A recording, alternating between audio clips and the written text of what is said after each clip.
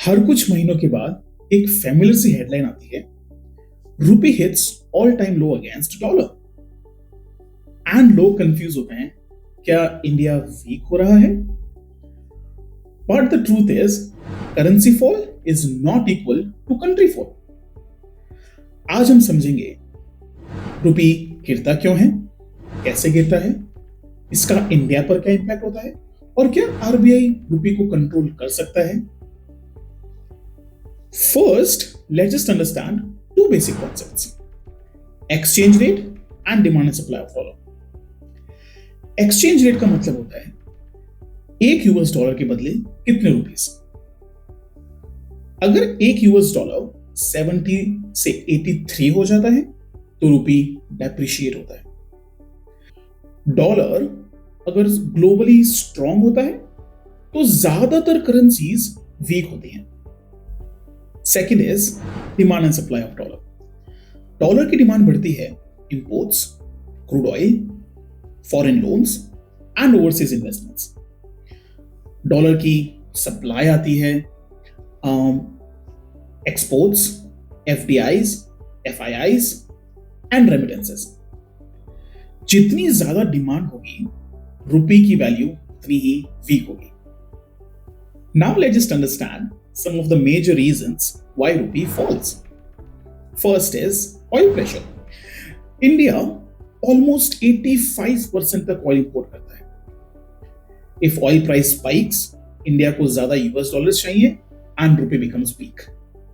1973 oil crisis, 1991 crisis, 2002 Ukraine war, सभी ने Indian rupee को वीक करा है।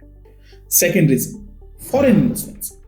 एफआईआईज जब इंडिया में पैसा लाते हैं, rupee becomes strong. US rate hike, panic के सिचुएशंस में एफआईआईज पैसा निकाल कर ले जाते हैं यूएस डॉलर्स में, which leads to depreciate in currency's value. 2022 Covid crash के समय 1 लाख करोड़ रुपए इंडिया से निकाला गया, रूपी तुरंत स्लिप हो। Third reason, global events.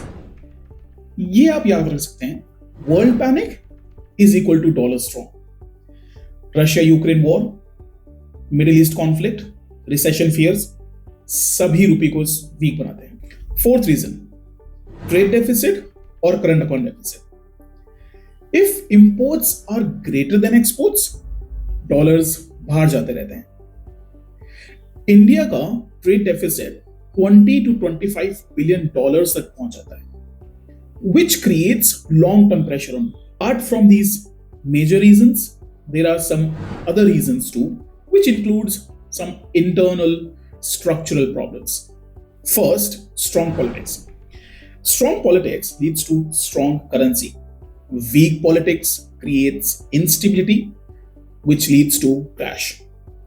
Example, Sri Lanka and Pakistan. OPEC, United States sanctions, wars, ये सभी रूपी को वीक करते हैं। Then some economic factors, inflation gap, fiscal deficit, interest rate gaps, GDP growth, ये सभी रूपी को impact करते हैं। Then spending patterns. इंडिया का gold obsession leads to increase in import, which in turn creates high US dollar demand. Then dependency. China, Japan, Korea, they all became strong after exporting tech.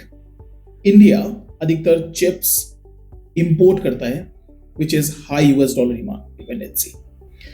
Then some climatic factors, like for example, weak monsoon creates food inflation, which in turn leads to rupee weakness. Then laws. Strong laws investors को attract करते हैं. For example, IBC reforms, GST, they all are positive. But retrospective tax is negative for rupee stability. Now let's just understand, is falling rupee always bad? This is most misunderstood part. Rupee fall is not equal to India's failure. Japan की currency 1970s में around 360-350 US dollars तक पहुंच गई थी। आज भी वो around 150 to 160 है, लेकिन फिर भी जापान एक ग्लोबल पावर बना है। Now let's just understand it's impact on India. Imports महंगे होते हैं, इन्फ्लेशन बढ़ता है, एक्सपोर्ट्स कंपेटिटिव होते हैं, आईटी एंड सर्विस सेक्टर्स को फायदा होता है, एंड रेमिटेंसेस की रुपी वैल्यू बढ़ती है। Now let's understand what is the role of RBI in it. India floating rate system follow करता है। एक्सचेंज रेट मार्केट डिसाइड करता है और आरबीआई एक्सेसिव वॉलेटिलिटी को कंट्रोल करता है। आरबीआई का ऑब्जेक्टिव रुपी को स्ट्रॉन्ग बनाना नहीं बल्कि स्टेबिलिटी मेंटेन करना होता है। Now let's just understand what lies ahead for rupee. अगर एक्सपोर्ट्स डाइवर्सिफाई होंगे, मैन्युफैक्चरिंग बढ़ेगी और एनर्जी इंपोर्ट्स कम होंगे तो रुपी स्टेबल होगा। Make in India initiative, PLI scheme, renewable energy schemes, ये सभी चीजें रुपी को स्ट्रॉन्ग बनाते हैं। देयरफॉर वीक रुपी फेलियर की नहीं, इनस्टेबिलिटी की प्रॉब्लम है।